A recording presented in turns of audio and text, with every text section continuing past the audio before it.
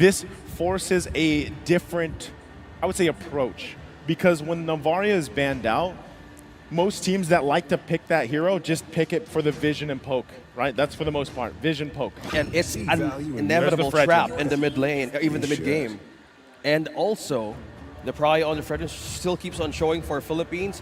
You might, you mentioned about the AoE, you mentioned about the vision with this Novaria, and even with this Joyous. They considered banning out the Joy. No matter how the stats go, they don't want it in the hands of Philippines because even in the hands of Canon or even Saison, well, he has now the Fredrin, but it's a big of a threat, as we say, because as an experience, even rich in practice and even exercise, the Joyous was a big of a problem in the back line. Good secure though, they have the risk now, they have more action, and they have more ways of getting ultimates out of the Philippines once again. Man, we haven't seen much Terizla today, huh? I just realized that it's mostly been banned out. Compared to yesterday and the day before, like day 1 and day 2, it was all Terizla. Teams were just locking that in. So finally here, penalty zone. Over and over. We're going to the penalty zone, man. I mean, at least hopefully they're able to utilize it, right? Because so many of these teams, they've used Terizla when they pop up. They use it defensively. And here's another surprise that we haven't really seen often. I think we've seen Farso once in the playoffs, just one time. Yeah, and Archangel used this. Archangel. You said it correctly. Archangel. Yeah, no. Go the other route. Sticking with Archangel. The first one, yeah.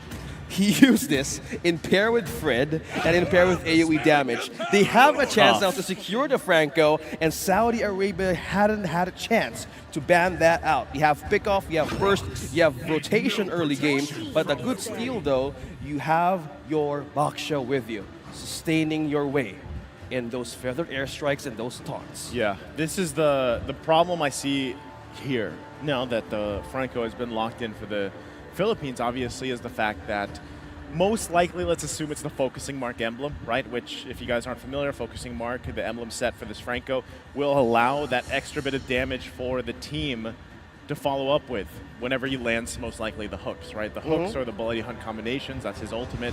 And so, in that case, Franco, we always say this, whenever he's locked in, and even for the previous game when he was in the hands of Troll, it actually worked out pretty well. It's just they couldn't, like I said, finish that late game part.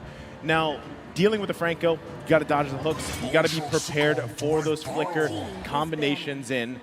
I like that the way that they're going about this, for Saudi Arabia specifically, is having these tankier heroes, because you know that burst, the burst damage alone from Philippines, even just having a Farsa, yeah, she hasn't been picked as much because just people have been loving the Iesfs, loving the Novarias, but Farsa is still actually a great pick in the mid lane. You have to respect that feathered airstrike damage.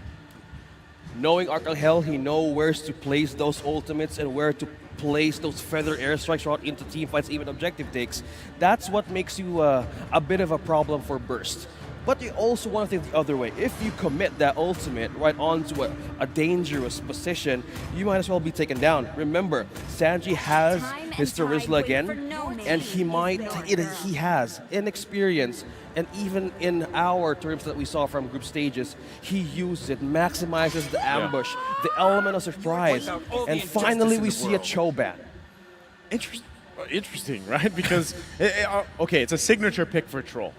And I think that's let's just cover that base, because in a way you don't want to deal with, already, like I said, Franco is across the board. One of the great things to do is have this Cho pick. And we were talking about how the disable will work if you're up against a Farsa. Good ban on Philippines. Yeah, good ban here. And I'm sure a lot of people would love to see Troll get his hands again on that hero, right? Because it was just one of those signature hero picks for a Troll. Now, this kind of forces him into, once again, deciding on how do I still have that impact for the team, right? Because yes, do it in the early game, but have something to answer this through that mid game. That's where we're focusing on. The response though for now with this pick, they're going to hold on to the roam option. They lock in a carry. Great marksman option to deal with these tanky type heroes, right? The Fredrin and the Franco so far. Okay, XP lane now has been answered by the Terizla. We now might actually see a different one for the roam for Saudi Arabia. Kufra is out, as well as the Cho. If you have a carry with you, either think of something that you can pair with. You actually don't need to babysit more of a carry, not unless you get more ganks. You get more picks for your marksman. But with Philippines having this Brody on their hands, paired up with the Forza, and you have a Franco to aid with the vision, that's one way of securing your first 5 minutes, having scale damage, and yeah, we see Xborg once again in the XP lane. How about that in the penetration from the back line of Saudi Arabia? Does this now work? Now they're forced to answer back with a stronghold. How will they catch this one? We'll see. You know, what do they want to throw in, especially in the roam? That's where it's crucial here. I'm wondering if there's going to be like a crazy switch up, like we see Xborg go in the jungle and Fredrin in the XP lane, but that, you know, that's probably not going to happen. I'm going to assume that's where they're going here. Fredrin in the jungle, Xborg in the XP. What does the response want to be? That alone, though, also kind of leaves it up to the table for Saudi Arabia. Like I said, a roam option-wise, you have a couple options, and you probably want to opt for tankiness, not so much a burst roam. And it's going to be up to a troll. Lightning. There it is. The Iesf is going to be locked in. Gods. And this is also up to a lot of people's perspective, right? Where does Iesf fit the best? Is it this roam role? Is it the XP lane? We've seen it different variations of even Iesf being built, right? The item build, itemization here for Iesf has changed up even throughout this playoffs alone. So great here. I think this still serves the purpose, OSX, for the catch. Yeah, like his job is still the same. It's just on this Iesf this time. He's going to be going for the 1-2 combinations, right? And at the same time, I'm wondering, because the last time, again, we saw Iesf, they built pretty much pure roam tanky type, and we've also seen a more aggressive type Iesf build. But we'll see exactly how they want to play around that. I think they've covered their bases for the most part, though. And it's not so bad. Yeah, it's not so bad. Level 1 and 2, you get a knock-up, you get more of a bit of a CC. It's there, man. Up against a Franco, you would need that. Is it enough, though? Is it enough to actually do what you did the first game, but then take it through the mid to late? You can hold, you can aid, but now Cannon, okay, not getting into the jungle, bro. Maintaining EXP lane now remains with Cannon. Now it's Philippines on to the match point. Will Saudi Arabia get a point out of this undefeated team? Will this be the final challenge of Philippines stepping foot in the grand finals?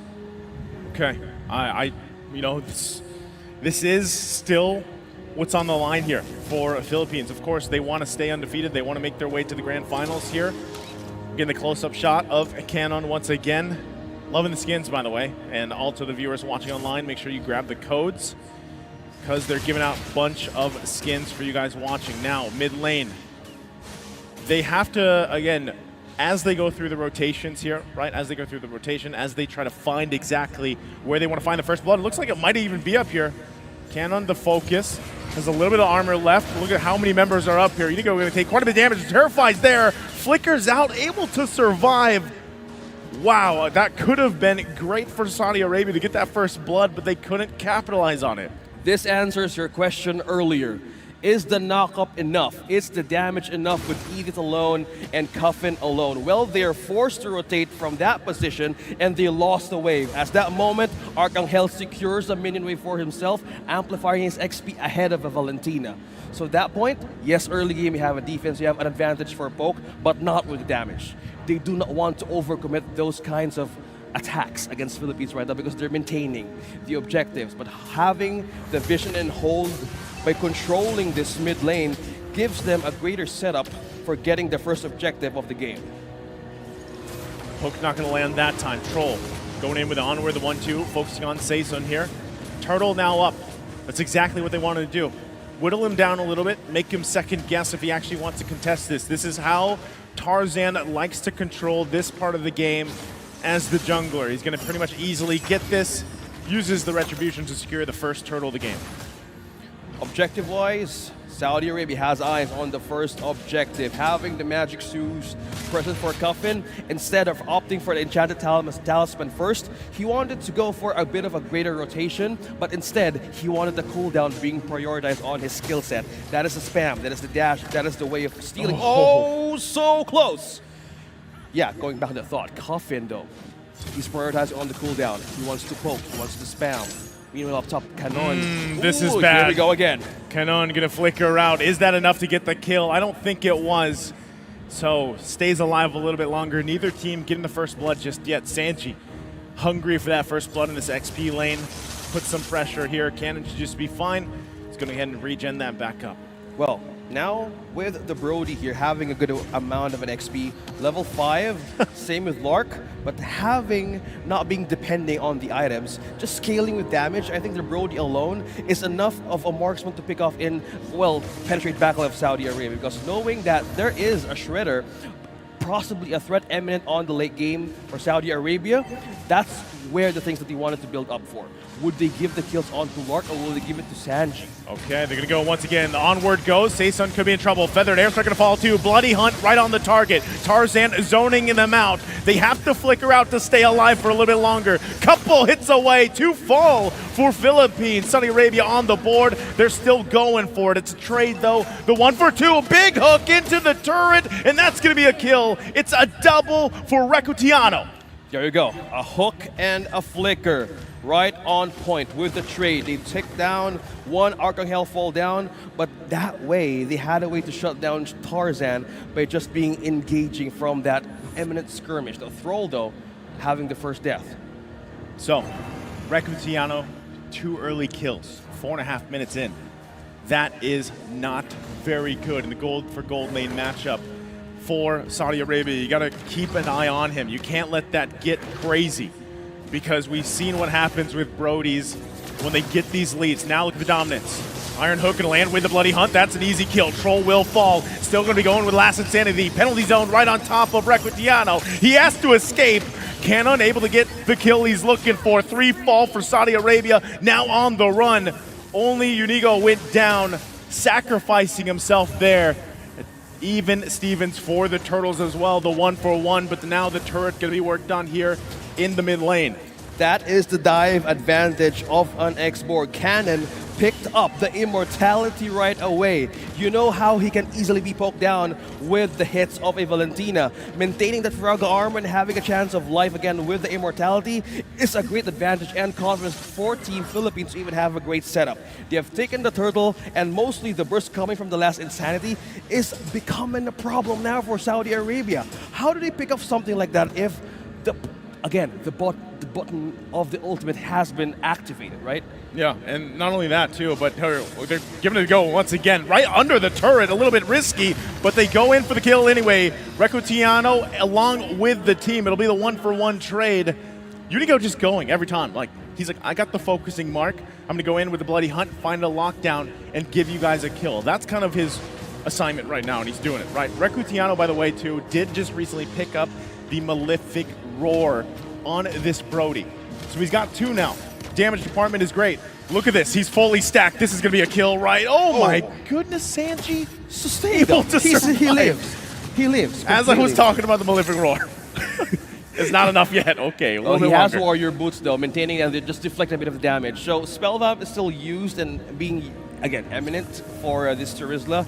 Has a way of sustaining that, but if the threat now continues to grow for Recutiano, he had an early pick with that Malefic Roar, and with that, aided with Blade of Heptasis becoming a danger. That's a walking winning condition for Philippines right now. That's right. Saudi Arabia might be pushed to answer with defensive items. You see Anticuras here. Will this be a big of a difference for damage or even Oh my goodness, wow, Tarzan. Stolen. Smooth. Just rolls in, literally.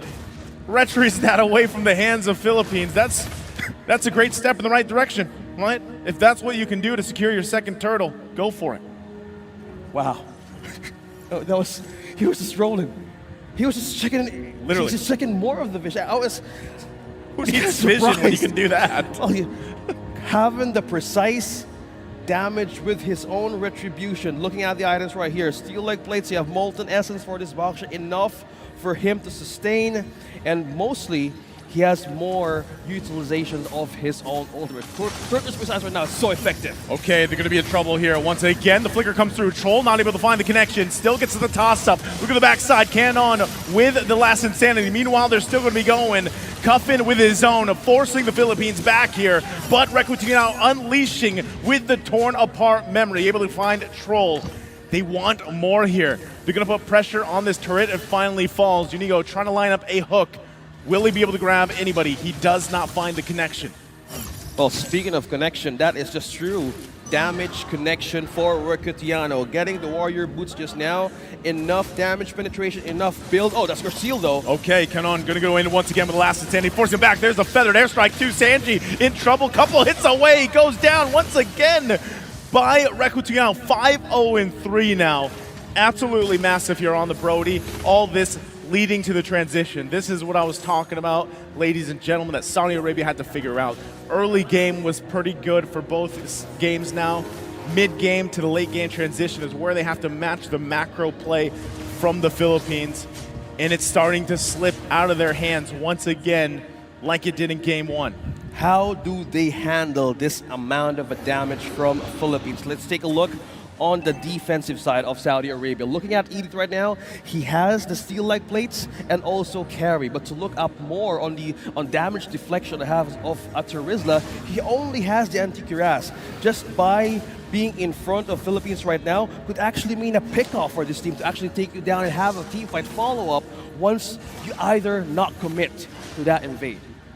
Once again, look at the positioning. Both teams here setting up first Lord of the game.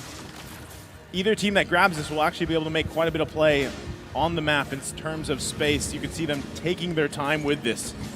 Unigo checking the bush there with the Iron Hook, not going to be able to find a connection. Still working on this Lord here. If Tarzan did what he did before the last turtle, that's all he needs to do. His team's relying on him. They also wait for their own conceal play if they can find it. Saison going to drive him back a little bit, forcing this maneuver. Can he get it through? There's the conceal from Troll, looking for his own angle. 1/4 health on the Lord. They got to focus that down. Hook not going to land here. Penalty zone, finding the mark. Saison in trouble. Gets the Lord, though. Can they withstand the onslaught? Lark in the backside, able to get a kill. Unigo goes down. Torn apart memory to follow up. They're going to chase them back here. 2 fall for Saudi Arabia. Philippines on the hunt. Recutiano gets the marks off and a kill. Flickers out defensively on top of it, securing them the win there in the trade. Unigo with the right target, taking down Tarzan, the taunt. Let's go back on this replay. This was the take. This was the call of the conceal coming from Saudi Arabia. Looking back on this moment, Unigo was in a concealed state, had a chance to bite down one, and that was Tarzan, the first one to fall down, and that was Troll. There was no knock-up, there was no on or even Primal Wrath to answer. Coffin was forced to respond with the feathered airstrike that he took from Arcangel. Defensively, they were forced back to the base, and that was Philippines clearly winning that objective fight.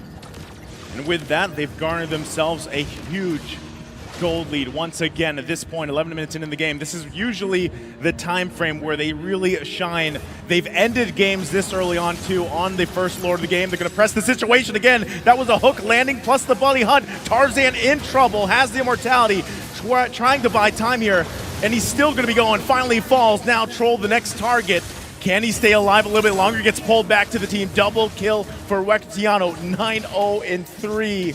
What is the answer here from Saudi Arabia? They hold on, they lose that turret at the bottom lane. What is the answer? Defense could be the solution. Immortality is only one defensive tool here, but the base is too open for Philippines right now. And the pull! Another hook gonna land on Sanji, plus the turret. The threat there with the feathered airstrike. They're looking to close out the game here in a sweep, claiming their first position in the grand final. Looks like they're going to do it. Philippines, in quick fashion, 12 minutes in, will claim their spot in the grand final tomorrow.